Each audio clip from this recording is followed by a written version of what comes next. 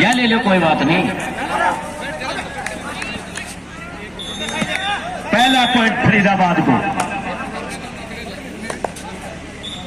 जिनका नाम इंद्र से लिखा गया हो उन्हीं के जबान पर सरस्वती कंठ है, इंद्रजीत जी दैया। बहुत सुलझे हुए व्यक्ति हैं दोस्तों, बहुत कम उम्र है और बड़े बड़े प्रोग्राम और गौशाला के टोटल प्रोग्राम अटेंड करते, बहुत साफ सुथरी आवाज के धनी। बार बार हम आपका धन्यवाद करते हैं।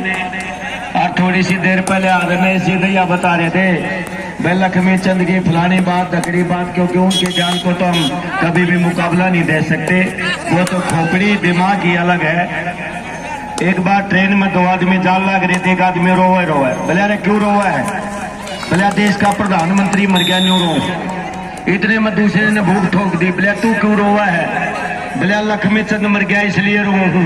अरे बोले प्रधानमंत्री की तरह लक्ष्मी का कितना मैंने सुना, बोले बॉलीवुड से तू प्रधानमंत्री हर 5 साल में मिल जाएगा आपको। लक्ष्मी चंद एक ही पैदा हुआ था, दूसरा पैदा नहीं हो सकता, उस चीज का नाम लक्ष्मी चंद है। तो रमेश जी की तो ऐसी शिकावत मैं इनको तो कोई टक्कर नहीं दे सकता।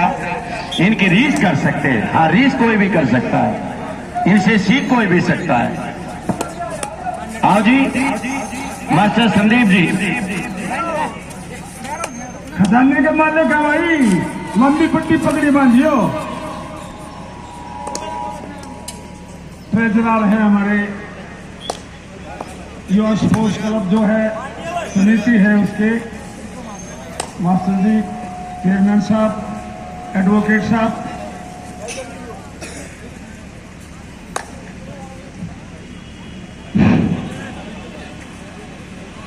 भाई ये जो हमारी सेवादार समिति है उनसे मेरा निवेदन है कृपया करके ग्राउंड में पानी भिजवा दें। ऑफिशियल साहिबान के लिए भी, खिलाड़ियों के लिए भी। मंजीत जी थोड़ा ध्यान दें इस बारे में। प्रदीप, शंकर, सभी खिलाड़ियों के लिए भी और ऑफिशियल के लिए स्टेज पर भी भिजवा दें। राजेश जी सोनीपत, आप भी अपना मान सम्मान कराएं, नीचे आ जाए सर। राजेश जी सोनीपत। जयपाल पहलवान जी रिटायर्ड सीआई साहब, आपसे सर निवेदन आप भी आ जाए। रामकरण जी सिटावली, 3rd एड, ओके 3rd एड। रामकरण जी सिटावली। सोनीपत में कुछ भी नाम मिल सकते हैं, चाहे सिट्टा मछली खा लो, मर्च मसाले की बात करोगे तो दादरी भिवानी में जाना पड़ेगा, यह पक्की बात है। और अगर श्रवण की बात करो तो मेरे ख्याल में सोनीपत में आना पड़ेगा। ये श्रवण की जमीन है सोनीपत। क्या सीख सकते हैं हम श्रवण जी से? अभी आदरणीय दलाल साहब कह रहे थे रीस कर सकते हैं। माता पिता की सेवा, आदरणीय गुरुदेव श्री राजेंद्र सिंह सिंधु जी हमेशा ही सबसे पहले माता पिता की सेवा, माता पिता का आदर।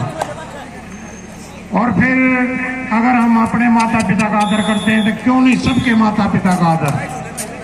अपने गुरु का आदर करते हैं तो क्यों नहीं हम सभी के गुरुओं का आदर करें। हम अपनी माता का, अपनी बहन का आदर करते हैं, क्यों नहीं सबकी माता और बहनों का आदर करें। हर औरत का हम सम्मान करें, हर बुजुर्ग की हम इज्जत करें, मान सम्मान करें। क्यों नहीं हो सकता ऐसा? औरत माँ भी है, औरत बहन भी है, औरत बेटी भी है, औरत पत्नी भी है, औरत प्रेमिका भी है। और सबसे बड़ी बात यह है कि औरत पुरुष की जननी भी है। औरत चाहे जिस भी रूप में क्यों न हो, हर रूप में पूजनीय है। आप कहीं भी देख सकते हैं, आपके आस में, पड़ोस में, गांव में, देश में, धर्म में, कहीं भी जहां कहीं भी औरत का अनादर होता है उस घर वालों का नाश चला जाएगा। और जहां कहीं भी मातृ शक्ति का आदर होता है वो घर भी, देश भी, धर्म भी फूलते रहते हैं हमेशा। तो हमें अपने माता पिता का ही नहीं, सभी के माता पिता का आदर करो, सबके गुरुओं का आदर करो, सबके भाइयों का आदर, सबकी बहनों का आदर। देखो फिर कितना अच्छा होता है ये संसार, हमारा समाज, हमारा ये गांव, परिवार, हर कहीं खुशहाली। ले गए, मैं भी डोली चाल पड़ू मंदिर में, जाओ मंदिर में बहुत अच्छी प्रेरणा मिलती है। मैं मना नहीं कर भयंकर मंदिर, बहुत ही भगवान का घर है मंदिर, लेकिन भावना सर वो सजदे में और दिल में दगाबाजी हो, ऐसे सजदों से भला कैसे वो खुदा राजी हो। आओ तामीर करें मिलकर एक ऐसा समाज जिसमें ना कोई पंडित हो, ना कोई मुल्ला हो, ना कोई काजी हो।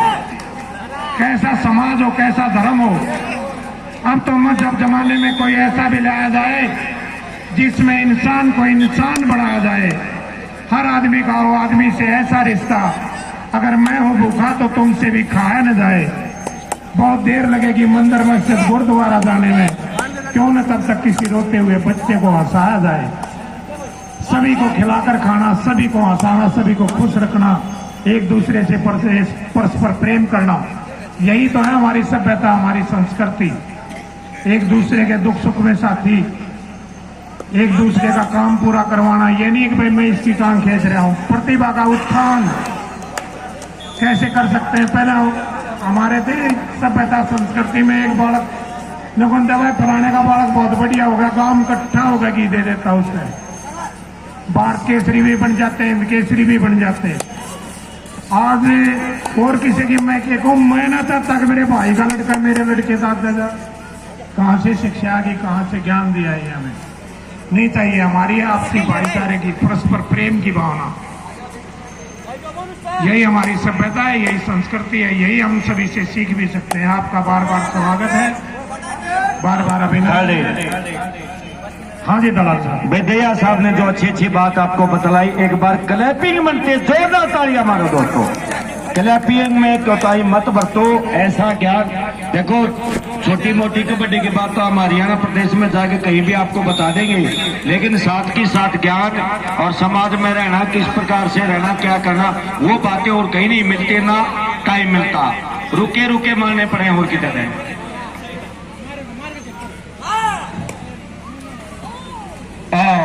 ये पीठ की कैच शानदार लगाई और जीन की टीम बिल्कुल आगे आगे चल रही है और फरीदाबाद पीछे पीछे। पलवल वर्सेस जो नेक्स्ट मैच होगा, पलवल वर्सेस सोनीपत। पलवल वर्सेस सोनीपत, टीमें अपने आप को तैयार रखें। यह दूसरा क्वार्टर जारी है।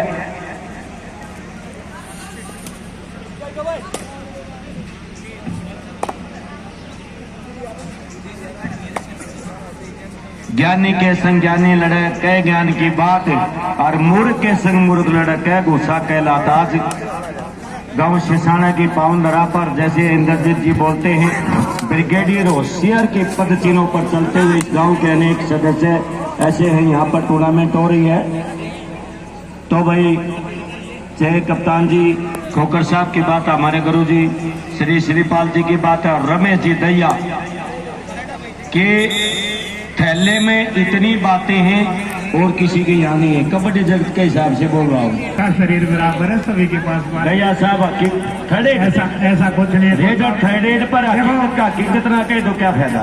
कोचा भी है सच्चाई, हम कुछ भी नहीं है। जो कुछ भी देता है वो भगवान देता है। वो अगर चाह होगा तो हम एक सांस लेंगे, ना तो सांस भी नहीं ले पाते। ठीक बात है जी। मुना खड़ा बना दे भगवान, तोतला बना दे, केवरा के बना दे भगवान ने ये वाणी दी है। और कुछ हम आप सभी के सामने बोल सकते हैं तो सभी सरस्वती माता की मेहरबानी, उनका आशीर्वाद हम आप सभी पे। परमपिता परमात्मा हमेशा ये आशीर्वाद को बनाए रखे। मैं निवेदन करता हूँ माँ सरस्वती जी से, कभी भी मेरी वाणी से ऐसा कोई शब्द ना निकले जिससे किसी भी हमारे दर्शक को, किसी भी खिलाड़ी को कोई ठेस पहुंचे। हमेशा आप मेरी वाणी से खुश रहें, ऐसा मैं भगवान से, माँ सरस्वती से प्रार्थना करता हूँ। और दलाल साहब ये तो सभी एक जैसे, हम सभी उस परमपिता परमात्मा की संतान हैं। उन्होंने हमें जैसा बनाया है, जिस काम के लिए बनाया है, हर इंसान की अलग अलग जिम्मेदारी है, अलग अलग काम है। हर आदमी में एक खासियत मिलेगी। मैं अभी थोड़ी देर पहले बता रहा था, ये रंग वाले रंगों से तस्वीर बदल देते हैं, शब्द वाले कलम से तहरीर बदल देते हैं। तुमसे हमारे दो आंसू न बदले गए, बदलने वाले तो तकदीर बदल देते हैं। जो यादगिरी बना रहे हैं हमारे स्टेज के सामने फोटोग्राफर साहब, ना तो ये बोल सकते हैं और ना तो ये सुन सकते हैं। सुन भी नहीं सकते, बोल भी नहीं सकते, इसको ये नहीं पता मैं इसके बारे में कुछ कर रहा हूँ, लेकिन इन्होंने अपनी कला कहाँ निखारी है देखो। तो इसी प्रकार से हर इंसान के पास उस परमपिता परमात्मा ने एक अलग गुण दिया है। हमें चाहिए उस गुण को किसी अच्छी जगह प्रयोग करें, समाज की भलाई के लिए, अपने देश की भलाई के लिए, प्रकृति की भलाई के लिए प्रयोग करें। हम जन्म लेते हैं, जन्म लेते ही पहला सांस लेंगे तो कार्बन डाइऑक्साइड छोड़ देंगे, मरांगे जब आखिरी सांस छोड़ांगे तो कार्बन डाइऑक्साइड छोड़ांगे। कितना नुकसान करते हैं हम इस प्रकृति का।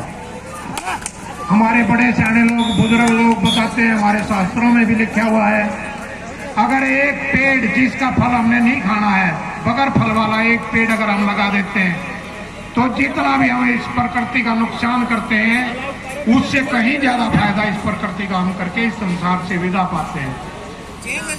तो मैं निवेदन करूंगा आप सभी से कम इस जीवन में एक वृक्ष तो आप सभी जरूर लगाएं, हो सके तो ज्यादा भी लगाएं।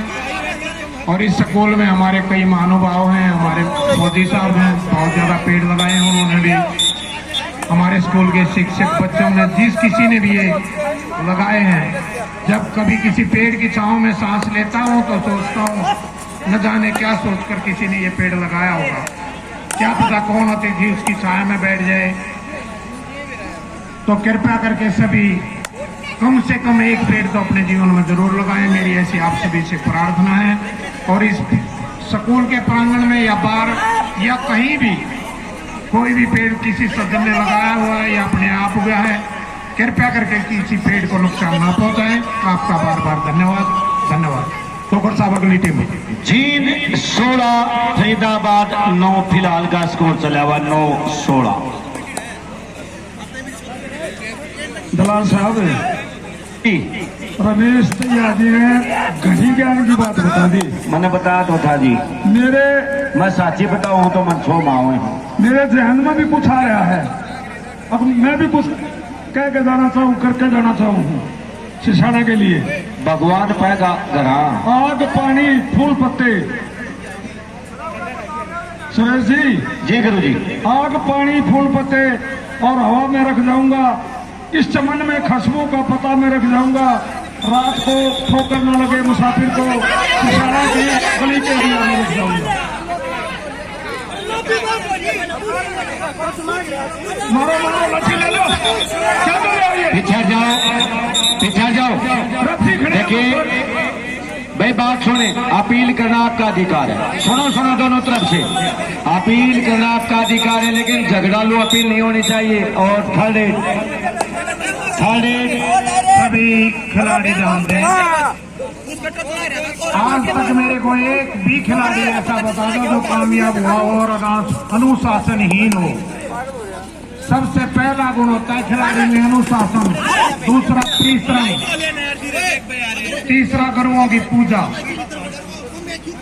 ये सिलेक्शन कमेटी भी आपके चारों तरफ से आपके आचरण को देख रही है, आप कैसा आचरण करते हैं। एक खिलाड़ी अपील करे, कृपया करके कैप्टन और मंजीत जो सज्जन है ना सिविल में बगल ड्रेस में, वो कृपया बाहर चले जाए।